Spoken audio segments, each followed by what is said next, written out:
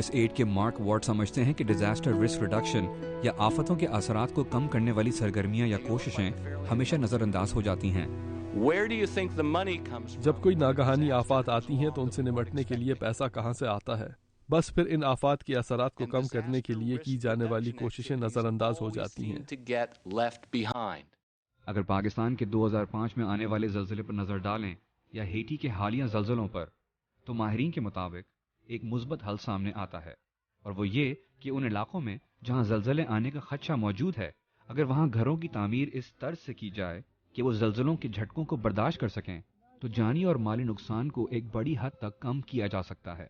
मगर सवाल ये पैदा होता है कि वो चंद ममालिक जो अभी तक माजी की आफतों से जहनी और माली तौर पर पूरी तरह संभल नहीं पाए हैं, आप उनसे ये कैसे उम्मीद कर सकते हैं कि वो डिजास्टर रिस्क रिडक्शन या कुदरती आफात के खतरे से निपटने के लिए पैसा खर्च करें? और ये पैसा आएगा कहाँ से? No, it's a slow process, but there are simple and relatively low cost things. ये एक सुस्त अमल है, मगर कुछ ऐसी चीजें भी हैं जो कम खर्च में की जा सकती हैं। मिसाल के तौर पर घरों को जल्जले से महफूज इलाकों में बनाना। ये आसान है कि आप किसी मुकामी कंपनी या हुकूमत को पैसा देकर इन इलाकों में घर बनाने पर तवज्जो दें जहाँ जल्जले या सैलाब के खतरात हैं। तो मेरे ख्याल से पहले से सोचना और लोगों को इस बात की तरफ माइल करना कि वो अपने वसाइल को बेहतर तरीके से इस्तेमाल करें और आफात से बेहतर तरीके से निपटने में मददगार होगा।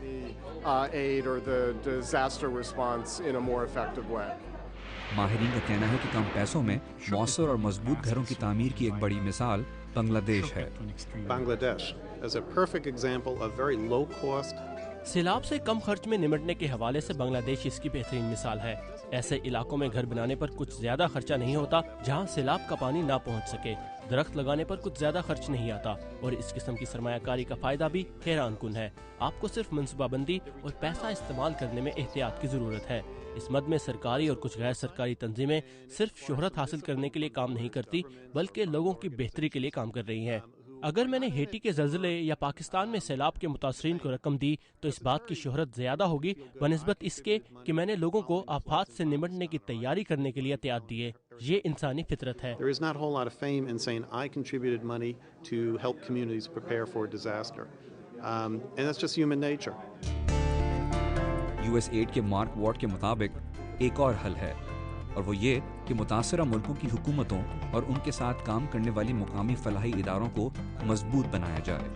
Well, one thing you do is you strengthen the National Disaster Management Agency. एक काम जो आप कर सकते हैं वो है कौमी फलाही और आफात से निपटने वाले इदारों और उनकी सूबाई शाखों को मजबूत कर लें। हम ये कर रहे हैं, और खैबर पख्तूनख्वा और आज़ाद कश्मीर जैसे इलाकों में जल्जले से मुतासिर स्कूलों की दोबारा तामीर में इस बात का ध्यान रखा जाए कि हुकूमत तामीरी मराहिल की निगरानी बेहतर तरीके से कर सके। ये सिर्फ 2 मिसालें हैं। इसके अलावा हम लोगों के साथ काम कर सकते हैं और उन्हें बता सकते हैं कि अगर फिर से सैलाब आता है तो क्या करना है, क्योंकि पाकिस्तान में हर साल मानसून का मौसम आता है और सैलाब का खदशा रहेगा। हम बहुत से ऐसे काम कर सकते हैं जिनसे आने वाले वक्त में फ़ायदा होगा।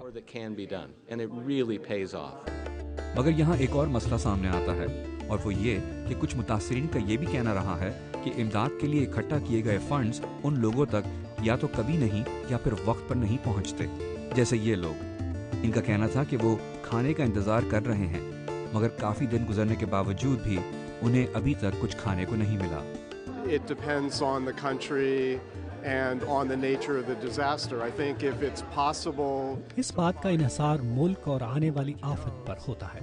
मेरे ख्याल से ये मुमकिन है कि आप मुतासरा इलाके में ऐसी गैर सरकारी तंजीमें ढूंढ सकें जो काबिल भरोसा हो, लेकिन मुकामी लोगों से बातचीत भी अहम है ताकि उन्हें भी पता हो कि किस तंजीम को कितना पैसा मिला है।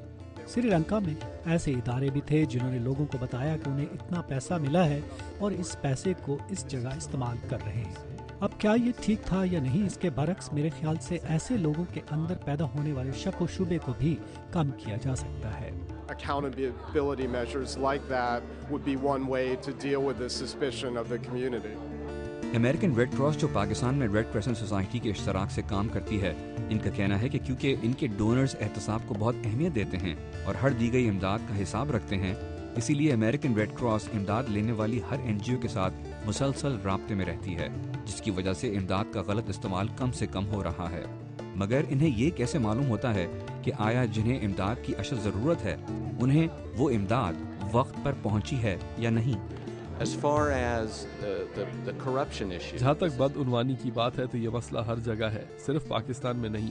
ہم امریکی حکومت سے ہیں اور جب ہم کسی مقامی یا بین الاقوامی غیر سرکاری تنظیم کو پیسے دیتے ہیں تو اس کے لیے بہت سے اصول و ضوابط ہیں جنہیں ملحوظ خاطر رکھا جائے۔ ہم اس بات کو ممکن بناتے ہیں کہ ہم اس پیسے کا احتساب کر سکیں، ان کے بینک اکاؤنٹ چیک کر سکیں اور وہ مسلسل ہم سے رابطے میں رہیں تاکہ ہم ان کی سرگرمیوں سے آگاہ رہیں اور دیکھیں کہ پیسہ صحیح جگہ لگایا جا رہا ہے، اور اگر ہمیں اس مسئلے میں کہیں کوتاہی نظر آتی ہے تو ہم امداد روک دیتے ہیں۔ we stop the grant. American red cross نے پاکستان ریڈ کریسنٹ سوسائٹی کی مدد سے دی جانے والی امداد کو مانیٹر کرنے کا ایک پروگرام تشکیل دیا ہے جس سے دونوں تنظیموں کے پاس استعمال کی جانے والی رقم یا اشیاء کا پورا ریکارڈ رہتا ہے۔ We do a lot of what we call monitoring and evaluation. So ہم اس کی مکمل نگرانی کرتے ہیں۔ ہمارے لوگ فیلڈ میں عام لوگوں سے بات کرتے ہیں اور دیکھتے ہیں کہ امدادی کارروائیوں کی صورتحال کیا ہے۔ یہ بہت اہم ہے۔ بہت سے موقعوں پر ہم نے دیکھا ہے کہ تنظیمیں آفات سے اثر انداز علاقوں تک نہیں پہنچ سکتی، لیکن ریڈ کراس اور ریڈ کریسنٹ جیسے ادارے اس ضمن میں کامیاب ہیں کیونکہ ان کے مقامی لوگوں اور حکومتوں سے تعلقات ہیں۔ اس لیے یہ تنظیمیں باقی اداروں کے مقابلے میں بہتر انداز میں متاثرہ علاقوں اور لوگوں تک پہنچ پاتی ہیں۔ the relationship with the government, the Red Cross or the Red Crescent is able to reach communities that no one else can. فلاحی تنظیموں کے ایکسپرٹس کے مطابق تعمیراتی کام مختلف مراحل سے گزرتے ہیں اور لوگوں تک امداد پہنچنے میں وقت اس لیے لگتا ہے کیونکہ بڑے پیمانے پر مضبوط گھروں کی تعمیر کے لیے وقت درکار ہے۔ Well, first of all, I would say to the people in Pakistan, look at the schools that the United States government is finishing today. سب سے پہلے تو میں پاکستانی عوام سے کہوں گا کہ وہ ان سکولوں کو دیکھیں جو امریکی حکومت نے 5 برسوں میں تعمیر کیے ہیں۔ ان کی تعمیر میں 5 سال کیوں لگے ہیں؟ کیونکہ ہم نے انہیں دوبارہ زلزلے سے محفوظ بنایا We ہے۔ did it right. ہم اس کام پر خوش ہیں اور انہیں بھی ہونا چاہیے۔ ہم نے یہ کام مقامی لوگوں اور ان والدین کی مدد سے کیا ہے جن کے بچے آج سے 5 سال پہلے زلزلے میں ہلاک ہوئے تھے، کیونکہ ہمیں انہیں اعتماد میں لینا تھا کہ وہ دوبارہ اپنے بچوں کو اسکول میں بھیجیں۔ Because so many of their sons and daughters died on that Saturday morning 5 years ago. Interaction کے جوئل چرنی کا کہنا ہے کہ فنڈز اکٹھا کرنے میں اور ضروری اشیاء کا خریدنا اور پھر انہیں متاثرہ علاقوں تک پہنچانا ایک پیچیدہ کام ہے، اور ایسی صورت میں فلاحی ادارے بہت کم وقت میں بہت زیادہ کام کر رہے ہوتے ہیں۔ In some cases, it's actually better to give money directly to the people who can then... کچھ مواقع پر لوگوں کو پیسے دینا ٹھیک ہوتا ہے تاکہ وہ خود سے اسے اپنی ضرورت کے مطابق خرچ کر سکے، لیکن یقیناً یہ ایک آرگنائزیشن کے ذریعے ہوتا ہے جو مقامی لوگوں کو جانتی ہو، جو ان کے ساتھ پہلے کام کر چکی ہو، ورنہ ایسے دور دراز علاقوں میں امداد پہنچانے میں بھی بہت وقت لگتا ہے اور ہم لوگوں کی پریشانی کو سمجھ سکتے ہیں۔ And I mean, I understand the frustration of people who would complain that it's too much time. بدقسمتی سے جب کسی ملک میں کسی بھی قسم کی کوئی قدرتی آفت آتی ہے تو لوگوں کو بچانے کے لیے وقت بہت کم ہوتا ہے اور وہاں کے عوام مقامی مدد پر ہی انحصار کرتے ہیں۔